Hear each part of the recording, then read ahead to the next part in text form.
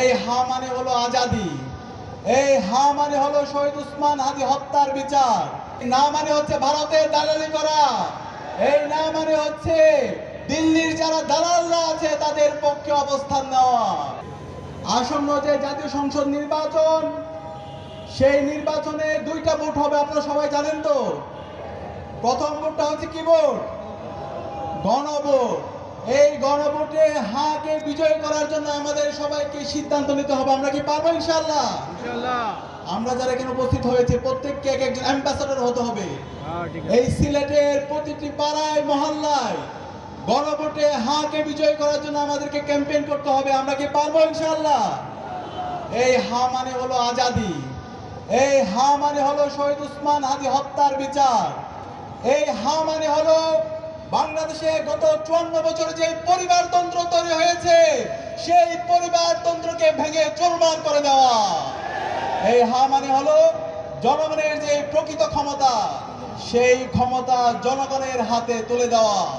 এই হা মানে হলো আমার এই বাংলাদেশের কৃষকের টাকায়, শ্রমিকের টাকায়, রিক্সা চালকের টাকায় আমার যে দেশ চলে তাদের সন্তানকে আগামীর রাষ্ট্রনায়ক বানানোর জন্য ক্ষেত্র তৈরি করা। এই হা মানে হলো বাংলাদেশে বিগত ফেসিবাদী আমলে যে গুম খুন আয়নাগর তৈরি হয়েছে এই খুনি হাসিনা এবং তার দূষরদেরকে বিচারের আওতায় নিয়ে আসা, এবং যে ফেসিবাদী কাঠামো আছে সেই ফেসিবাদী কাঠামোকে ভেঙে নতুন রাজনৈতিক সংস্কৃতি বিনির্মাণ করা। একই সাথে আমরা দেখতে পাচ্ছি একটি দল তারা না এর পক্ষে অবস্থান নিয়েছে।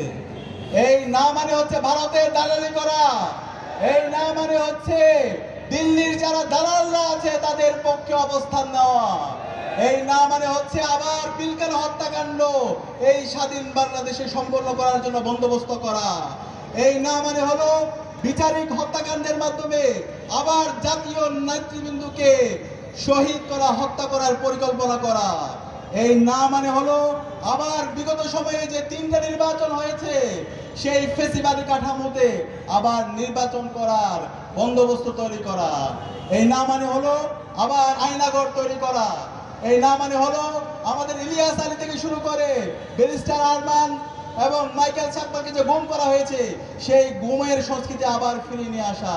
সুতরাং এই জুলাই প্রজন্ম বেঁচে থাকতে বাংলাদেশে যারা ন্যায়ের পক্ষে দালালি করছে তাদের স্থান আমরা হতে দেব না।